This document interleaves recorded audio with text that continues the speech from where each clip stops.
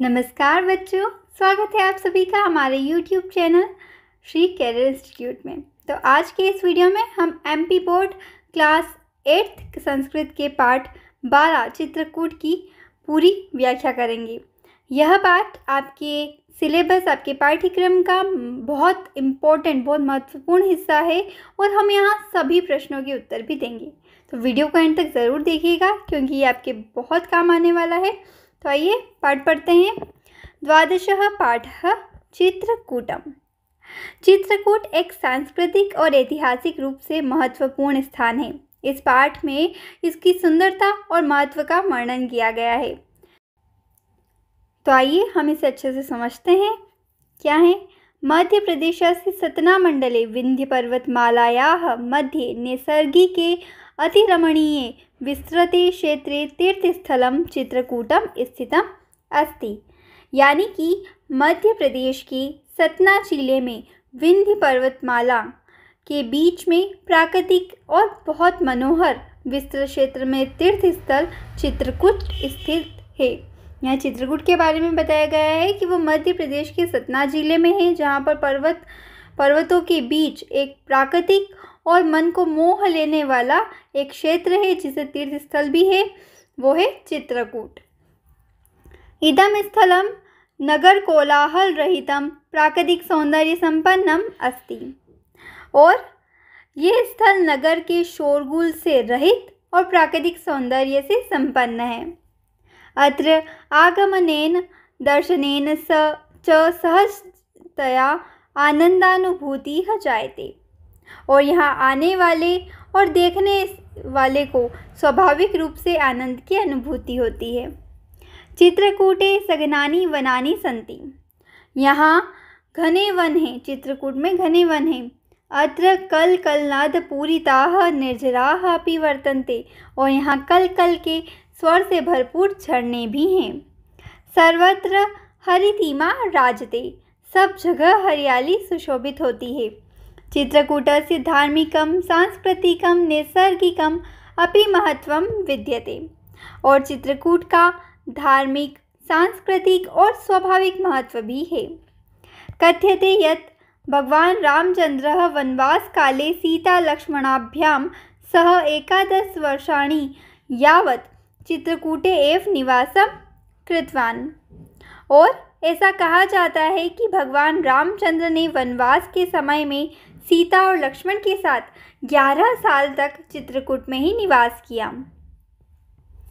महर्षि अत्रिः साध्वी अनुसूया च अत्रैव तपस्यां कृत्वा आत्मज्ञानम् अलभेताम्। और साथ ही महर्षि अत्रि और साध्वी अनुसूया ने यही तपस्या करके आत्मज्ञान प्राप्त किया। जनश्रुत्यनुसारम् अत्रैव अनुसूया ब्रह्मा विष्णु महेशानां स्वतपसा बालरूपेण साक्षात्कारं कृतवती।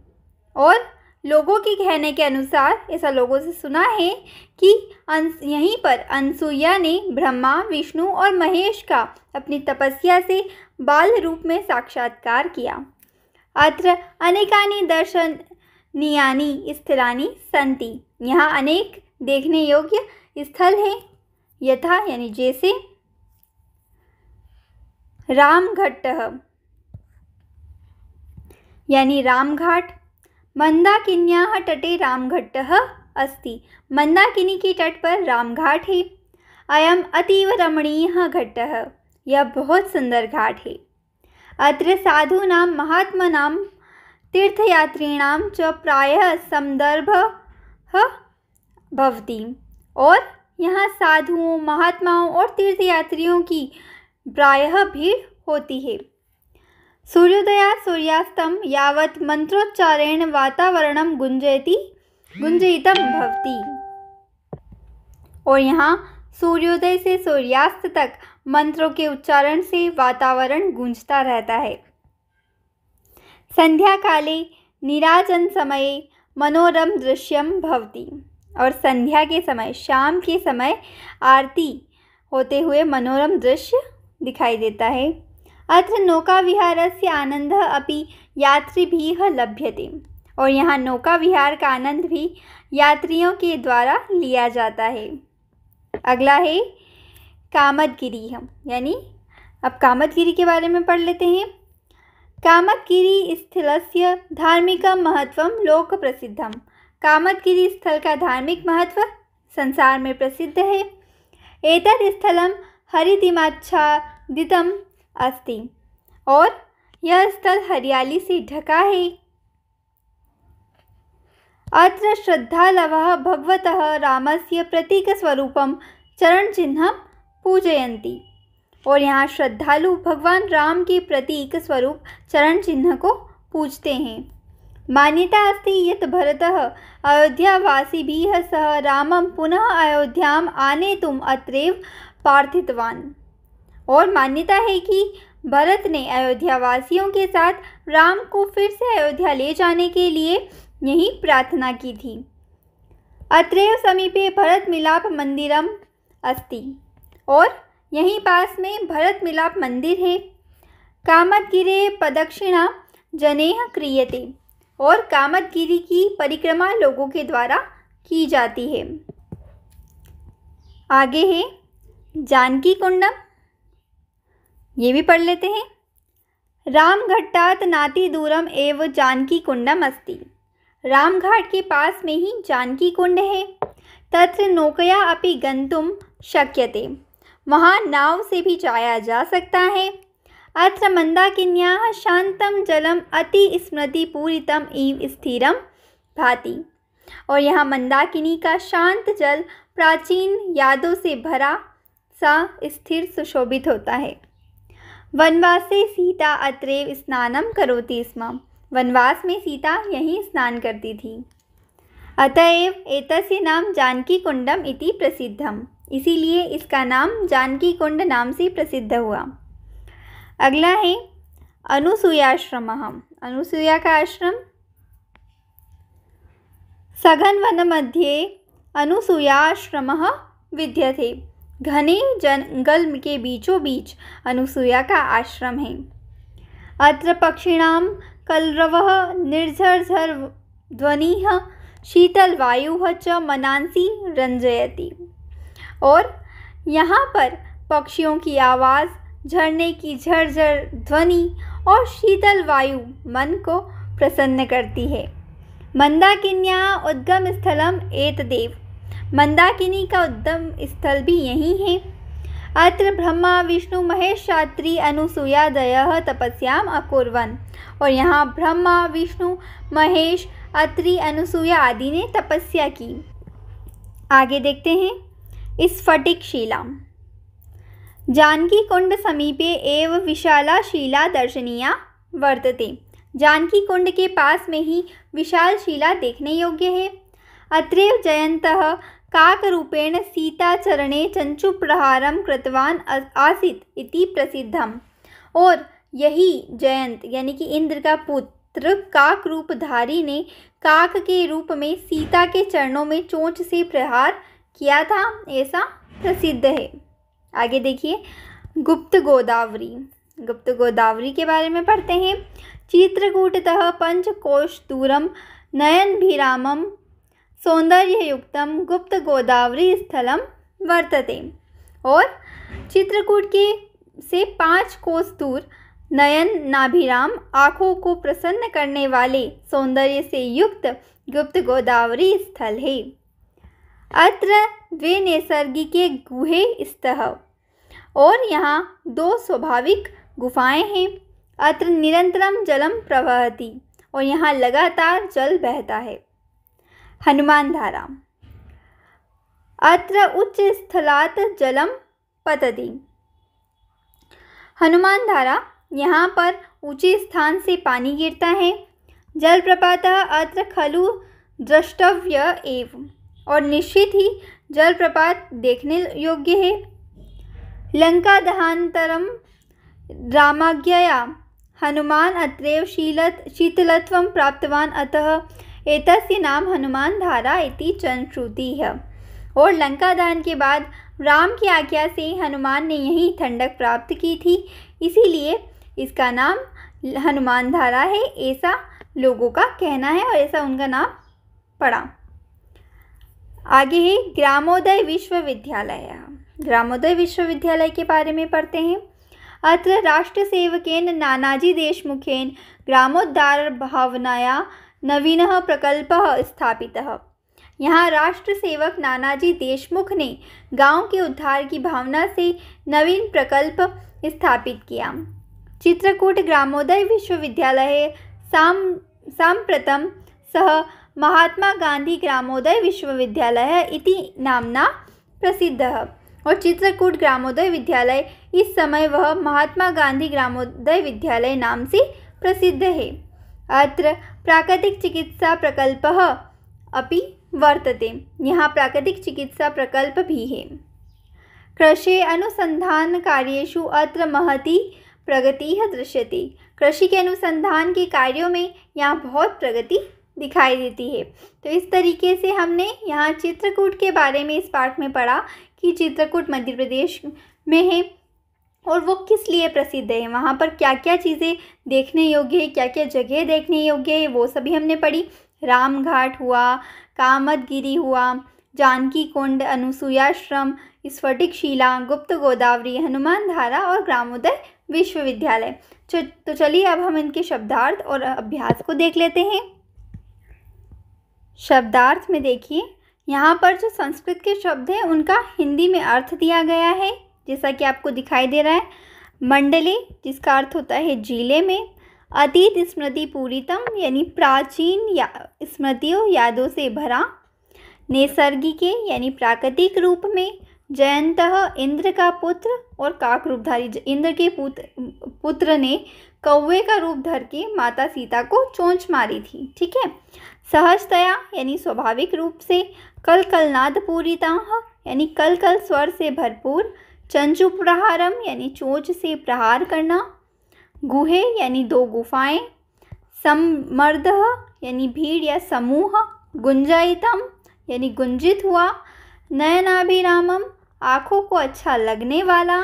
नीराजन समय, यानी आरती के समय। प्रकल्पः, यानी विचार।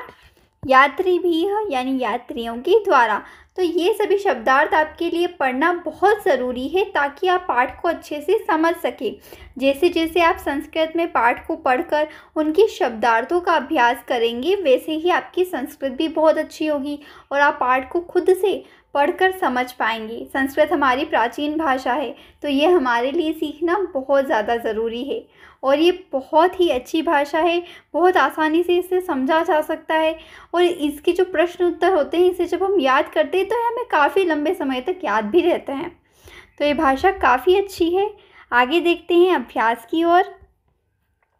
पहला प्रश्न है एक पदेन उत्तरम लिखत। यहाँ पर हमें एक पद में उत्तर लिखना है यानी एक शब्द में उत्तर लिखना है। पहला है चित्रकूटम कस्मिन् मंडले अस्ति। चित्रकूट कौन से ज़िले में है, किस ज़िले में है, तो वो है सतना मंडले, सतना ज़िले में है। अगला है चित्रकूटे सर्वत्र किम राजते। चित्रकूट में सब जगह क्या सुशोभित होती है, तो वो होती हरितिमा। हरितिमा का अर्थ होता है हरियाली। अगला है रामघट्टः कस्याः तटे वर्तते। राम घाट किसके किनारे स्थित है, तो वो है मंदाकिनी तटे यानी मंदाकिनी गंगा के किनारे। ठीक है। अगला है चित्रकूटे जलप्रपातस्य किम नाम। चित्रकूट के में जलप्रपात का क्या नाम है, तो वो है हनुमान धारा। क्यों है, क्योंकि भगवान हनुमान ने भगवान राम की आज्ञा से वहाँ पर ठंडक प्राप्त की थी, वहाँ जल का ग्रहण किया था। ठीक है। अगला है जयंतः सीता चरणे किम कृतवान। जयंत यानी कि इंद्र के पुत्र ने सीता के चरणों में क्या किया, चंचू प्रहारम यानी चोंच का प्रहार किया था कौवा बनकर। ठीक है। अगला है एक वाक्येन उत्तरम लिखत। एक वाक्य में उत्तर लिखना है। तो देखिए आपको ज़्यादा बड़ा ना लगे इसके लिए मैंने क्या किया है, यहाँ पर हमें जो प्रश्न का जो शब्द है उस शब्द की जगह मैंने लाइन बना दी है तो उसकी जगह पर हमें ये लिखना है। बाकी आपको ऐसा ही प्रश्न में से लिखना रहेगा। तो अगर ये परीक्षा में आता है तो आपके लिए बिल्कुल भी मुश्किल नहीं होगा। देखिए पहला है चित्रकूटम कीदृशम स्थलम अस्ति, यानी कि चित्रकूट कैसा स्थल है, कैसी जगह है। तो क्या हो जाएगा, कीदृशम की जगह हम लिख देंगे प्राकृतिक सौंदर्य संपन्न। तो कैसे बोला जाएगा, चित्रकूटम प्राकृतिक सौंदर्य संपन्नम स्थलम अस्ति, यानी चित्रकूट नगर शोरगुल से रहित प्राकृतिक सौंदर्य से संपन्न स्थान है। ठीक है, इसमें आप प्राकृतिक सौंदर्य संपन्न के साथ साथ आप ये भी लिख सकते हैं चित्रकूट नगर कोलाहल रहितम। ठीक है, कोलाहल रहितम मैं लिख देती हूँ, तो मैंने ये लिख दिया है कोलाहल रहितम। आप प्राकृतिक सौंदर्य संपन्न से पहले लिख सकते हैं अगर आप चाहें तो क्या हो जाएगा, चित्रकूटम कोलाहल रहितम प्राकृतिक सौंदर्य संपन्नम स्थलम अस्ति। अगला है निर्झराः कीदृशाः वर्तन्ते, यानी कि झरने कैसे हैं, तो हो जाएगा कीदृशा की जगह कल कलनाद पूरिताः, झरने कल कल के स्वर से भरपूर हैं। अगला है हनुमान धारा इति नाम कथम प्रसिद्ध, हनुमान धारा यह नाम कैसे प्रसिद्ध हुआ, तो लिखेंगे लंका दहनानंतरम रामाज्ञा हनुमान अत्रैव शीतलत्वं प्राप्तवान अतः एतस्य नाम हनुमान धारा प्रसिद्धम। तो क्या हो जाएगा, लंका के दहन के बाद राम की आज्ञा से हनुमान ने यहीं ठंडक प्राप्त की, इसीलिए इसका नाम हनुमान धारा प्रसिद्ध हुआ।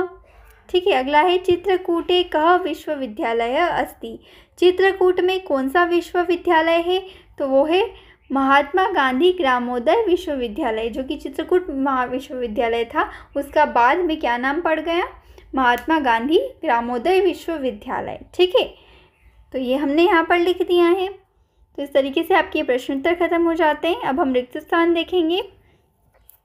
रिक्त स्थान में पहला है चित्रकूटम मध्य स्थितम, तो किसके मध्य में है, विंध्य पर्वतमाला, विंध्य पर्वतों के बीच में। रामचंद्र यावत निवासम कृतवान, यहाँ पर रामचंद्र ने निवास किया था कितने वर्ष, 11 वर्ष।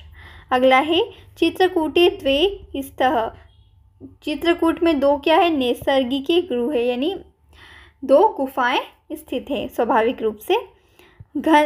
सघन वन मध्य विद्यते, सघन वन के बीच में क्या है, अनुसूया आश्रम, अनुसूया का आश्रम है। अगला है चित्रकूटे नदी प्रसिद्धा, चित्रकूट में कौन सी नदी प्रसिद्ध है, मंदाकिनी, यानी गंगा नदी का नाम चित्रकूट में मंदाकिनी है। ठीक है, तो आपको कोई कन्फ्यूज़न नहीं होना चाहिए। अगला है उचित पदेन योजित, यहाँ पर हमें जोड़ी मिलानी है, मैंने पीछे नंबर लिख रखे हैं, देखिए। चित्रकूटम तो हो जाएगा सतना मंडले, जलप्रपातः हो जाएगा हनुमान धारा, नानाजी देशमुखः ग्रामोदय विश्वविद्यालय, आत्मज्ञानम महर्षि अत्रि, महर्षि अत्रि को यहाँ पर आत्मज्ञान की प्राप्ति हुई, कहाँ पर, चित्रकूट में। अगला है कोष्ठिकाष्ठात् शब्दान चित्वा प्रश्न निर्माणम करो, तो हमें यहाँ पर प्रश्न निर्माण करना है। तो देखिए यहाँ पर कैसे होगा, चित्रकूटम सतना मंडले अस्ति, तो सतना की जगह हम लिख देंगे कस्मीन, और बिल्कुल ऐसा ही लिख लेना है, और पीछे प्रश्न चिन्ह लगा देंगे। ठीक है, अगला है रामघट्टा मंदाकिन्या तटे अस्ति, तो यहाँ पर भी हमें मंदाकिन्या की जगह लिखना है कस्याः, और फिर तटे अस्ति के बाद प्रश्न चिन्ह। फिर है चित्रकूटे सगनानी की जगह हमें लिखना है कीदृशनानी,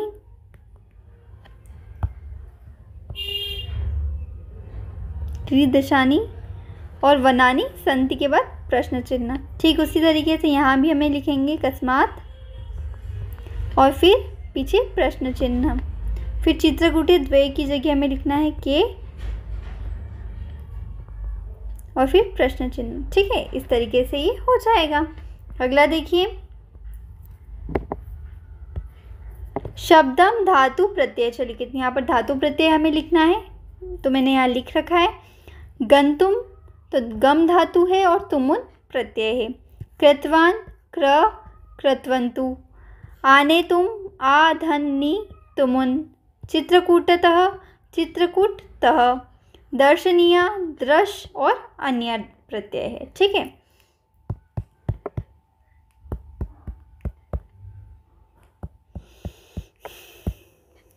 आगे देखिए विभक्ति लिंग वचन लिखना है हमें, वो भी मैंने आपके लिए लिख रखे हैं। क्या है, मंडले, तो इसमें सप्तमी विभक्ति है, पुल्लिंग है और एक वचन है। यात्रिके तृतीया पुल्लिंगम बहुवचनम, मालायाः पंचमी षष्ठी स्त्रीलिंगम एक वचनम, कामदगिरेः पंचमी षष्ठी पुल्लिंगम एक वचनम, तपस्याम सप्तमी स्त्रीलिंगम एकवचनम। तो इस तरीके से हमारा पाठ पूरा हो जाता है।